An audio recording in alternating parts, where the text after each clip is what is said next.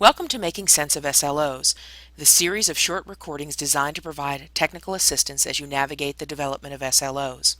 They are not designed as a replacement, but rather as a supplement to professional development. Let's explore the Identifying Performance Measures section of the SLO template. This video is the third in a series of 5 and is broken into 2 parts. The first part of the video addresses how to measure the template, essentially what to place in each box.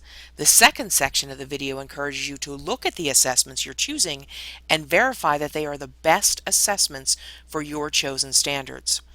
The following concepts will be addressed: creating or selecting assessments that measure standards being taught, determining if assessments are to measure student growth, mastery, or both, principles of well-developed measures, and considerations necessary in the selection or creation of assessments that will serve as your performance measures. You will need the following materials: a blank SLO template or the template you have been completing, the help desk document, choosing the right assessments chart, developing a test blueprint chart, developing assessment guidelines, and Webb's Depth of Knowledge guidelines. If you've not already gathered these materials, pause the recording now and resume it once you've downloaded them from the Moodle. This section of the Student Learning Objective Process template focuses on assessments that will serve as performance measures. The template includes spaces for up to 5 performance measures for each SLO. There is no set number of performance measures that you must use. Each educator can determine that for themselves. Type the title of each assessment in the spaces provided. Section B addresses the types of assessments that will be used. The Student Learning Process template provides 5 types of assessments to choose from, with the option of creating a performance measure that falls into the other category. Each items in this section come directly from Act 82, the law governing teacher evaluation in Pennsylvania. In this section, educators can select district-designed measures, nationally recognized standardized tests, industry-certified exams like those used in career schools, student projects which can be performance tasks designed by teachers, departments, or districts, and administered to students as a summative measure, student portfolios, which would be a cumulative collection of student work, or other, which could be any type of assessment constructed to accurately measure the standards being targeted in the SLO and approved by a school leader. Check all the types of performance measures that you'll be using. In the example provided, we have chosen Algebra Classroom Diagnostic Tools that were created by DRC and the district's quarterly assessment for Section A. In Section B, we have chosen district-designed measures for the Algebra Quarterly exams and other for the CDT, as it is a state-recognized diagnostic assessment.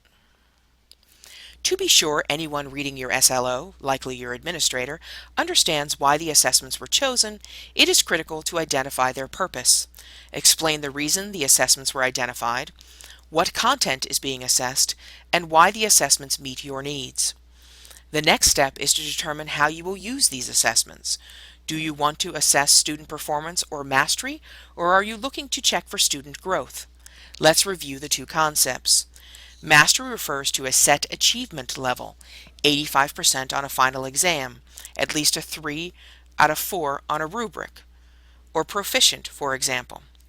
Growth refers to the improvements in performance over time, 30 percentage points higher on the post-test as compared to the pre-test, improving at least 1 performance level on a second administration of the CDT, for example. Or you may choose both. Students who score 80% on a pre-test would be unable to earn 30 percentage points higher. In this scenario, students already reaching grade heights on the pre-test would be expected to master at least 85% on the post-test, while you may accept a growth measure of an increase of 30 percentage points for others. Continue to complete the SLO process template by filling in sections C and D using the information learned in the previous slide about purpose and metric. Check one of the 3 boxes that apply to the metric you will be using in your SLO. In the examples provided, Under Purpose, we have identified that the CDT gives me a pre-assessment of where to start with students and a chance to determine if they're making progress. And the district's quarterly exams allow one to determine if students are mastering the content each 9 weeks. In terms of the metric being used, the CDT will be used to measure growth, so we would check that box, and the district quarterly exam will be used for mastery, so we would check that. We would not check growth and mastery because none of the assessments will be used for both purposes. The administration frequency is the time frame during the school year that the performance measures are administered to students. This could be on a semester basis, a quarterly basis, or as an end-of-course assessment. In Section E, write the frequency on the space provided to the right of the corresponding performance measure number. Section F requires educators to note the accommodations that are unique to implementing the assessments identified in your SLO. If you have students with IEPs or GIEPs, English language learners, or some other group of students requiring accommodations, identify the groups of students and the specific accommodations you will make. Only accommodations needed for the targeted SLO groups of students should be listed. It is not necessary to list every accommodation you will make throughout the instructional year. It is also important to note that accommodations are not modifications.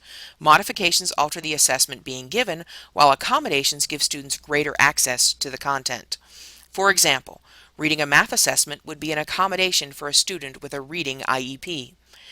Reading a reading assessment, however, would be a modification as it alters what's being assessed.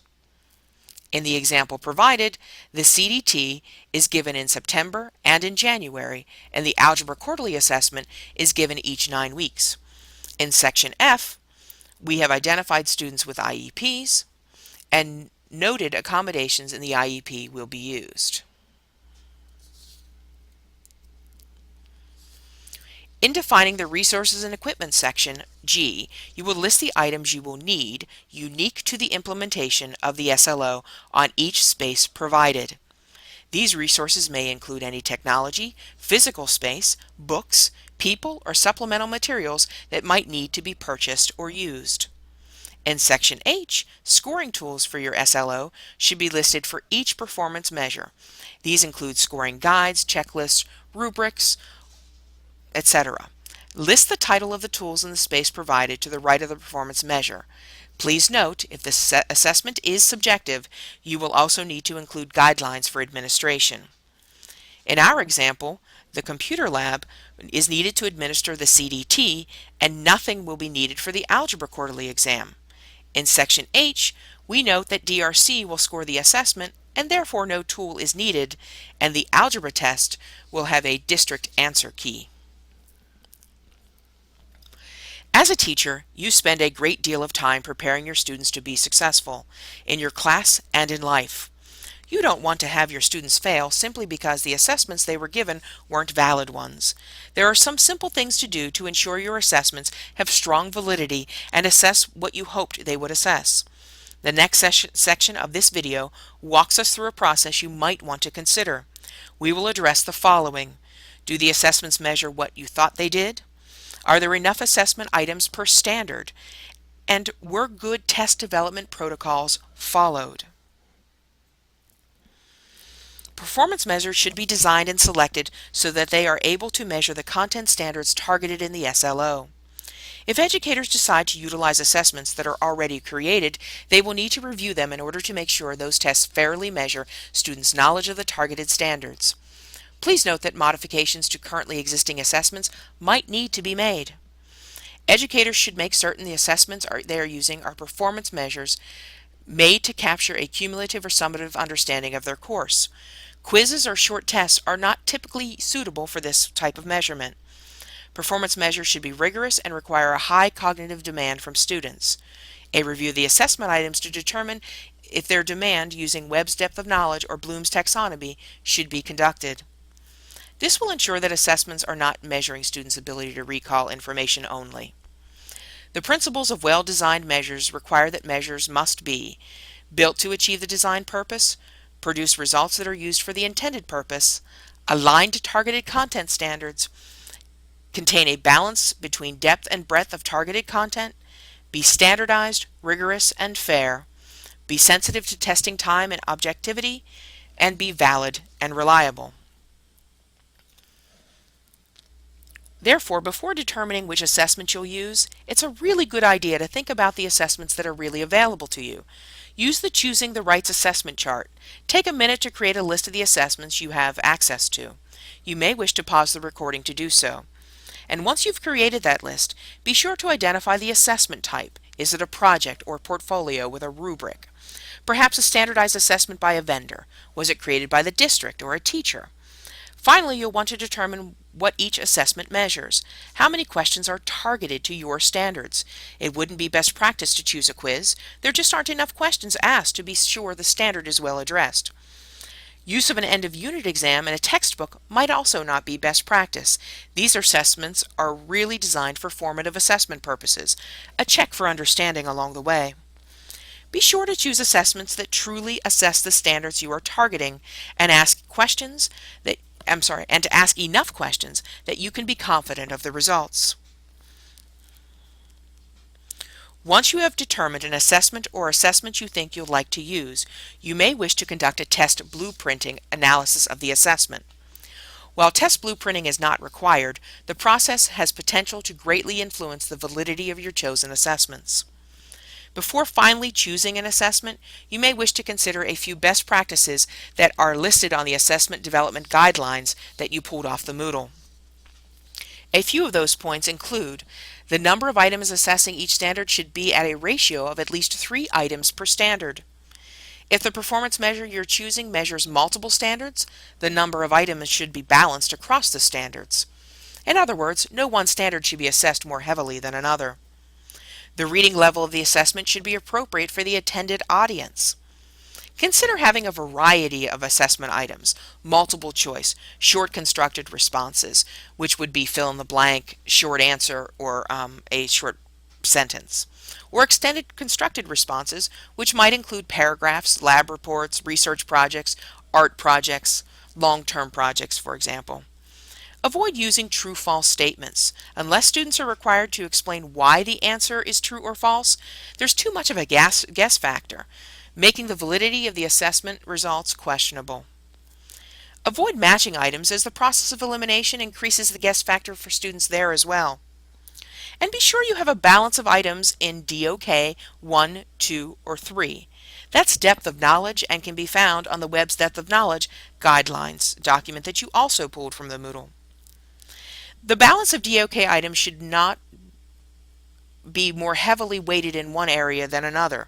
For example, you wouldn't want 20 points to be at the DOK level 2 and assessing only the first standard, and another 20 points to be at the DOK level 2 but only assessing standard 1.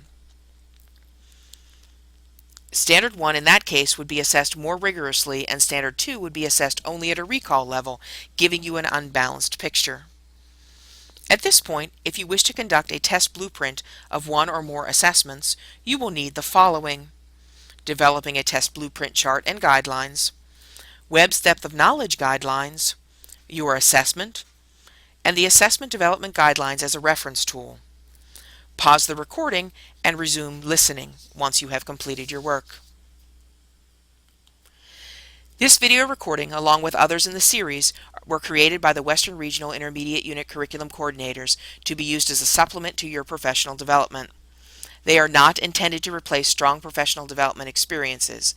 If you need additional support, please contact your intermediate unit and ask for the contacts listed below.